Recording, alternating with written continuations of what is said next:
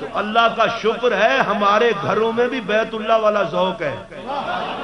ذرا محبت سے کہہ دو سبحان اللہ. یہ جھومنا، یہ جھنڈے لگانا، کچھ تو جھنڈوں میں تھا جو جبرائیل لگا رہے تھے. میں عرض کر رہا تھا کہ سرکار نے فرمایا شیطان کہہ رہا ہائے میں اجڑ گیا. یار ویسے مجھے یہ نہیں سمجھ آتی، بخشوایا نبی نے، بخشا رب نے، اس لعنتی کا کون سا نقصان ہوگا؟ شیطان کہا.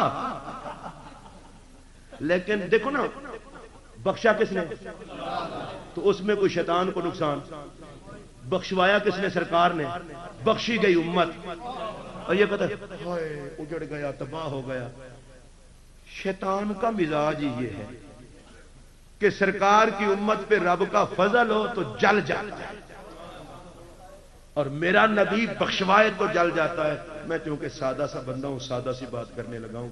شیطان مختلف صورتوں میں آتا ہے. قرآن نے کہا ہے شیطان جن بھی ہوتے ہیں، انسان بھی ہوتے ہیں. نبی کی بخشش کا ذکر کرو، جو جل جائے جس شکل میں ہو اسے شیطان سمجھو. پھر میرے جملے پر دھیان دیجیے. نبی کے بخشوانے کا ذکر کرو، جو جل جائے جس صورت میں ہو اسے شیطان سمجھو، اور جو نبی کے بخشوانے پہ مچل جائے جس صورت میں ہو محمد کا غلام سمجھو. آپ کو یاد ہے کہ نمازیں تولی جائیں گی. یا اللہ پڑھواتا گن گن کے ہے. کبھی آپ نے یہ نیت کی ہے کہ نیت کرتا ہوں نماز کی 2 کلو نماز وقت عشاء، یا صبح کی نماز اگر اللہ پڑھنے کی عطا فرمائے توفیق تو بندہ کیا نیت کرتا ہوں نماز کی 2 فرض 1 پایہ نماز. تو اس میں نماز کو وزن نہیں کیا جاتا، رب لے گا تول تول کے. یہی تو میں آپ کو عرض کرنے لگا ہوں، تول تول کے لے گا. مولا تو تول تول کے لے رہا ہے، گن گن کے لے. فرمایا گن کے لوں پھر تو سارے سجدے لے کے آ جائیں گے.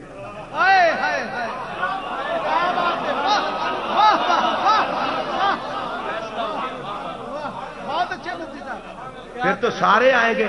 مولا ہماری مسواکیں، ہمارا بوجھ، بڑا کچھ لائیں گے. اللہ نے فرمایا نہ میں تول کے لوں گا، گن کے لیتا ہی نہیں، گن کے لیتا ہی نہیں، تول کے لوں گا. پتہ ہے وجہ کیا ہے؟ فرمایا جب تول کے لوں گا جن اعمال میں میرے یار کی محبت نہیں ہوگی ان کا تو وزن ہوگا ہی نہیں.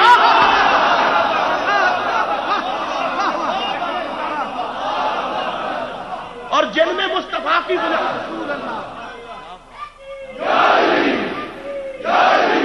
اور جن کے اعمال میں رسول کا پیار ہوگا ان کے عملوں کا وزن زیادہ ہوگا. لوگوں کو بتا دوں گا اے قسمت اعمال نہیں بناتے، قسمت سرکار بناتے ہیں، قسمت سرکار بناتے ہیں. مجھے ابتدا میں کہا گیا تھا بتایا جائے یہ میلاد منانے والے کون ہیں. میلاد منانے والے نبی کی نسبت پہ ناز کرنے والے ہیں. ہم نبی پاک کے دامن سے وابستگی کو اپنی نجات سمجھتے ہیں. آقا علیہ السلام کی عزت و عظمت کی بات سننے مچل جاتے ہیں.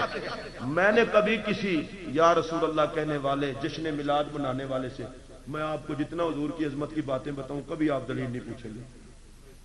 پتہ ہے اس کی وجہ کیا ہے؟ اس کی وجہ یہ ہے آپ کو پتہ ہے مولوی بیچارہ ٹیل بھی لگا لے تو شان محمد تو نہیں نہ بیان کر سکتا. اور اس پر سیدنا صدیق اکبر کی ایک بات آپ کو بتاؤں. جب سرکار دو عالم علیہ الصلوۃ والسلام معراج سے واپس تشریف لائے تو سیدنا صدیق اکبر کو معراج کا واقعہ سنایا. سیدنا صدیق اکبر نے کہا یا رسول اللہ میں حلفاً کہتا ہوں آپ اللہ کے سچے رسول ہیں. واقعہ سنایا معراج کا، اور امام راضی کہتے ہیں انہوں نے کہا اشہد انک کا رسول اللہ حق کا. حضور میں قسم اٹھا کے کہتا ہوں آپ کے رسول ہونے میں شک ہی نہیں. یہ کیوں نہیں کہا کہ معراج کی تصدیق کرتا ہوں؟ صدیق اکبر نے امت کو راہ بتائی. رسول جو مان چکا ہوں ہر روز علیحدہ کمال کے لیے علیحدہ تصدیق کروں. صدیق اکبر کا مزاج یہ ہے جسے رسول مانا جاتا ہے اس کے کمال پہ انکار نہیں کیا جاتا، جس کا کمال ہضم نہ ہو اسے رسول نہیں مانا جاتا. جب محمد مان لیا تو سوال کیسا؟ حضرت سیدنا عمر فاروق اعظم رضی اللہ تعالیٰ عنہ آپ گھر سے چلے اور چلے کیوں تھے کہ آج جا رہا ہوں مسلمانوں کے نبی کو ختم کر دوں گا، جھگڑے پہ آمادہ، کلمہ پڑا سارے جھگڑے ختم۔ کل تک جھگڑنے والا عمر اب قربان ہونے لگا۔ اے فاروق اعظم اب جھگڑا نہیں کرتے، دھیان سے میری بات سننا، کہا جب تک کلمہ نہیں تھا جھگڑا تھا، اب کلمہ آ گیا جھگڑا کیسا؟ بڑا پہ اوقاتا ہے وہ جو کلمہ پڑھ کے جھگڑا کرے۔ نہیں آپ سمجھے نہیں میری بات۔ اچھا میں آپ سے پوچھتا ہوں ذرا، آپ دھیمے لہجے میں، بندہ کہے یہ میرے ابا جی ہیں اور بدتمیزی سے بھی بولے تو لوگ کہیں گے کتنا بے حیا ہے، ابا کہہ کے زمانے کے سامنے بدتمیزی، سارے تو پر لعنت کریں گے۔ صدیق اکبر نے کہا رسول کہہ کے پھر عظمت نہ مانو، بھائی محمد الرسول اللہ کہہ لیا، محمد کہتے ہی اس ذات کو ہے کہ جہاں ہر کمال اپنے معراج پہ پہنچے۔ تو ہم اہل سنت، نبی پاک کے نوکر، نبی پاک کے صحابہ کے نوکر، اہل بیت کے نوکر۔ حضرت عمر نے کہا جب تک جھگڑا تھا کلمہ نہیں تھا، اب کلمہ آ گیا تو جھگڑا نہیں۔ میں ہاتھ جوڑ کے پورا ٹی وی چینل سے پتہ نہیں کہاں کہاں پروگرام جا رہا ہے، دیکھو میں غریب نواز کا نوکر ہوں نا، سرکار کی امت کی بھلائی چاہتے ہوئے ہاتھ جوڑ رہا ہوں، وگرنہ کوئی اور مقصد تو نہیں ہے۔ ہاتھ جوڑ کے کہہ رہا ہوں کلمہ پڑھو، جھگڑا نہ کرو، جھگڑے چھوڑ دو، کلمہ پڑھو۔ اور اللہ قرآن میں کہتا ہے وَكُنْتُمْ عَلَىٰ شَفَا حُفْرَةٍ مِّنَ النَّارِ فَأَنْقَذَكُم مِّنْهَا۔ یاد کرو اللہ کی اس نعمت کو کہ تم جہنم کے گڑھے کے کنارے پر تھے، جس نے تمہیں بچا لیا۔ یہاں اتنا ہی کہوں گا، رب نے کہا وہی یاد کرے جس کو نبی نے بچایا۔ ہم ہاتھ جوڑ کے کہتے ہیں مولا تیرے نبی نے تشریف لا کے ہمیں جہنم سے بچا لیا، ہم نے خوش ہو کے تیرے نبی کا میلاد منا لیا۔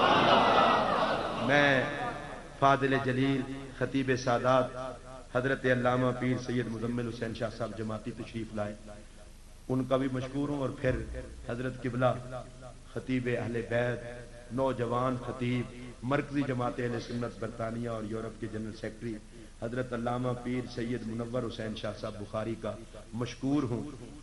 میں نے پوچھا تھا کہ میں کتنی دیر گفتگو کروں تو انہوں نے کہا میں آپ کو ہاتھ لگا دوں گا، لیکن مجھے پتا تھا سیدوں کے ہاتھ دعا کے لیے اٹھ سکتے ہیں، مجھے لگانے کے لیے نہیں اٹھے۔